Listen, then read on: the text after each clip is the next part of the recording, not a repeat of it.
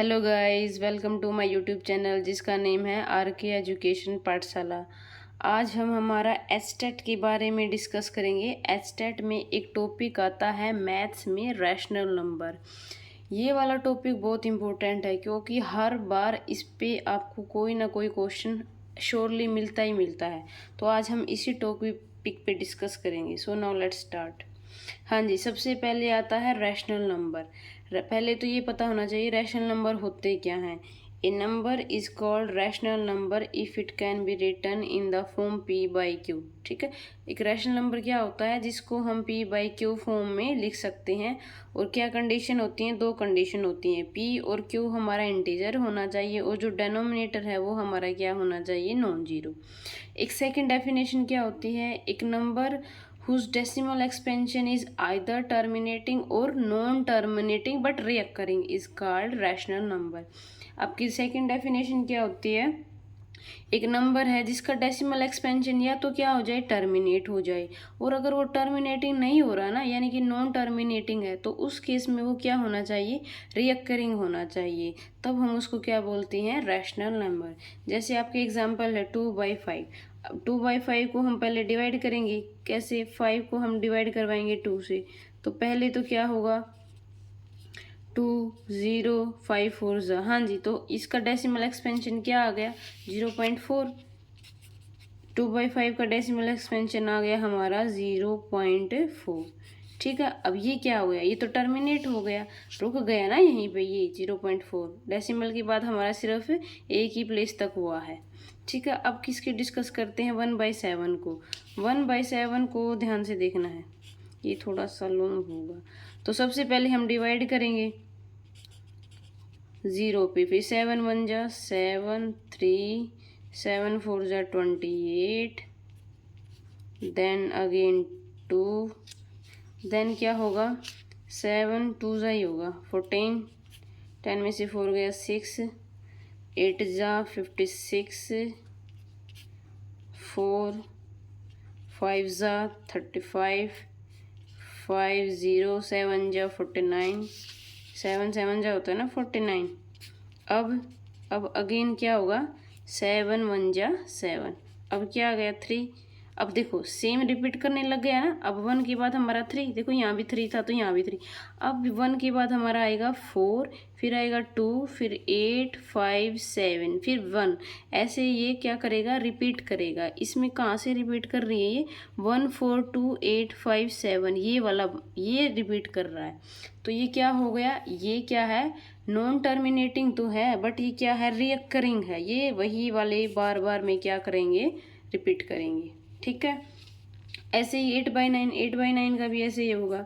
हम क्या करेंगे? 9 को 8 से, 8 को 9 से डिवाइड। तो सबसे पहले 0 8 9 8 जा कितना होता है? 72, देन 10 में से 2 गया 8, अगेन इसी पे 8 जा 72, अगेन 8, ऐसे क्या चलेंगे? 8 8 चलते रहेंगे। तो ये क्या हो गया आपका? रिपीट कर रहा है ना, 8 8 8 8 ऐसे रिकरिंग कर रहा है। तो ये आपके क्या थे? रैशनल नंबर के एग्जाम्पल। रैशनल नंबर क्या होता है? अब हम करते हैं इरेशनल नंबर। इरेशनल नंबर को ध्यान से देखना है, आपका इरेशनल नंबर की डेफिनेशन आई हुई है।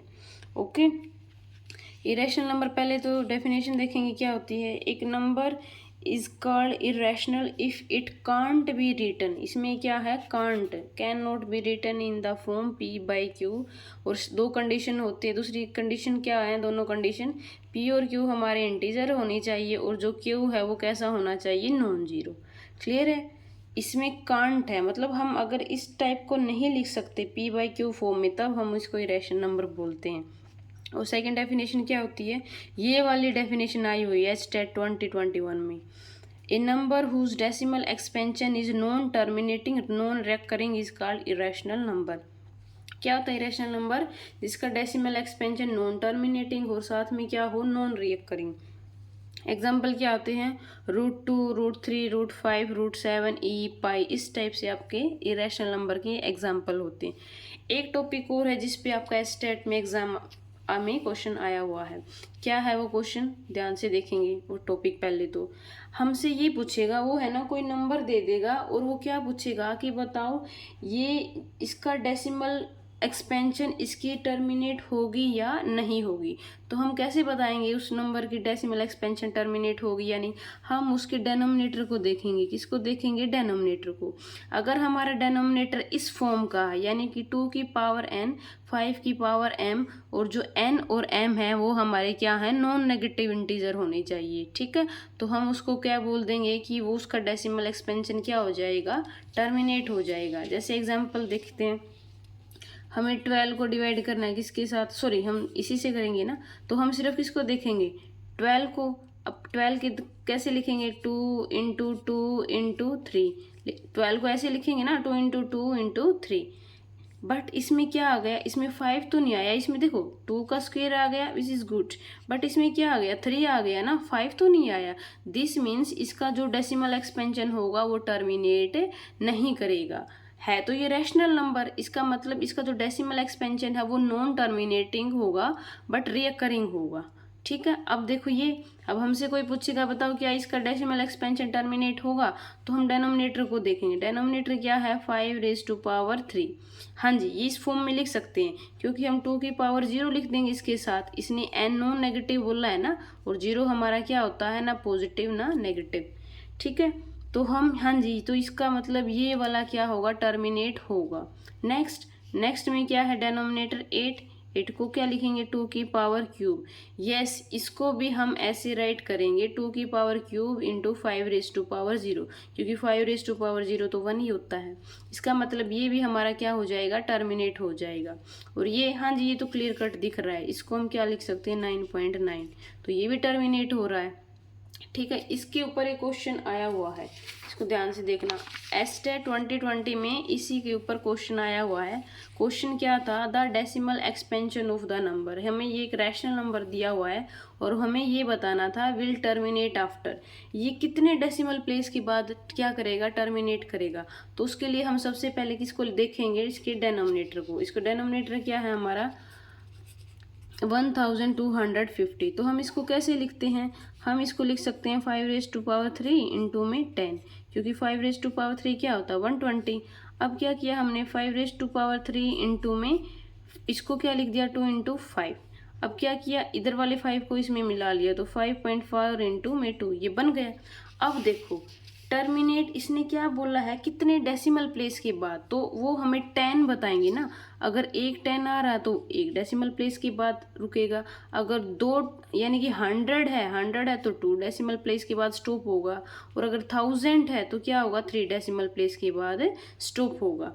तो अब अभी देखेंगे इसमें कितने 10 बन रहे हैं। अब देखो इसमें तो 2 तो एक ही है ना, तो इसका मतलब 5, इसको मैं ऐसे लिख सकती हूँ 5 की पावर 3 इंटू में 2 इंटू 5।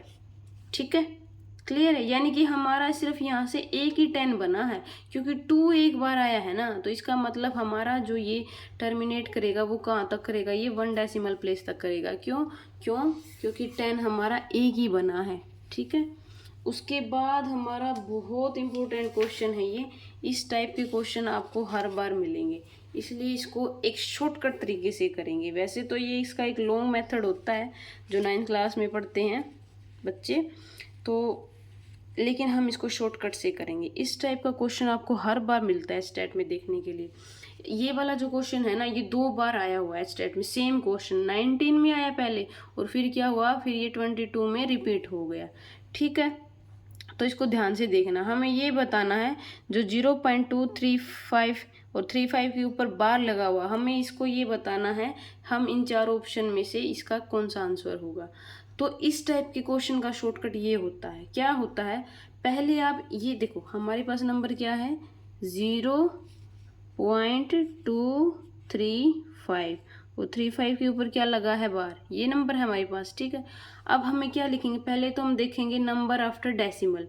डेसिमल के बाद हम पहले इस पूरे को एक नंबर कंसिडर करेंगे, यानी कि ये नंबर क्या है? 235।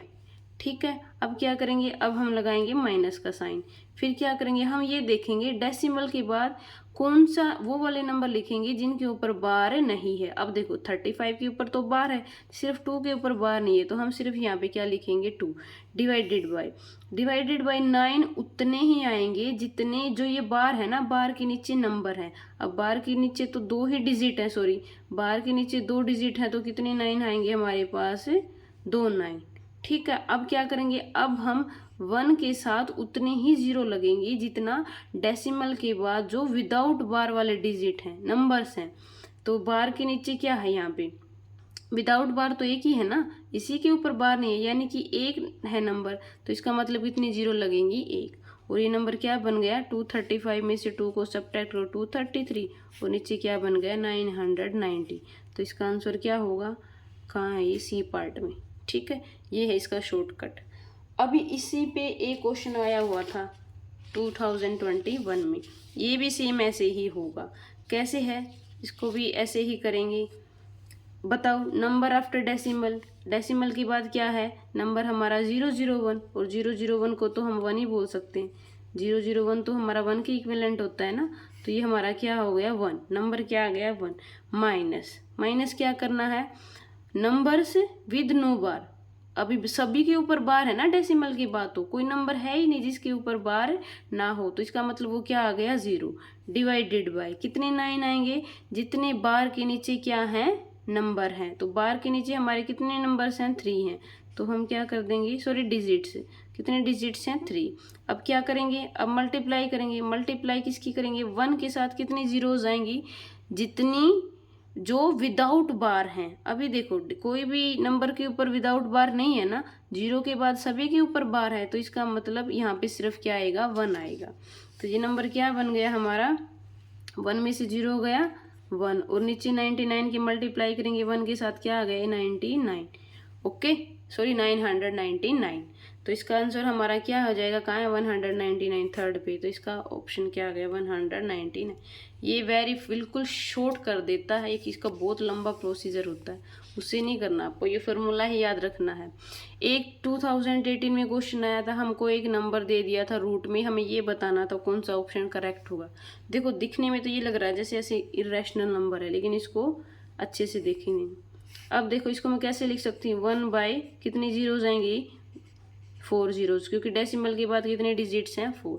अब मैं इसको कैसे लिख सकती हूँ, 1 का अंडर स्क्वायर रूट क्या होता है 1, और ये 10,000 का 100 क्या होता है 10,000 का 100, और 1/100 को मैं क्या लिख सकती हूँ 0.01।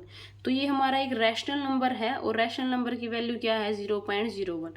देखते हैं कौन से ऑप्शन में है, इरेशनल नंबर लेस देन 0.01, नहीं, ये तो इक्वल आया है 0.01 के, इसका मतलब ये क्या हो गया गलत।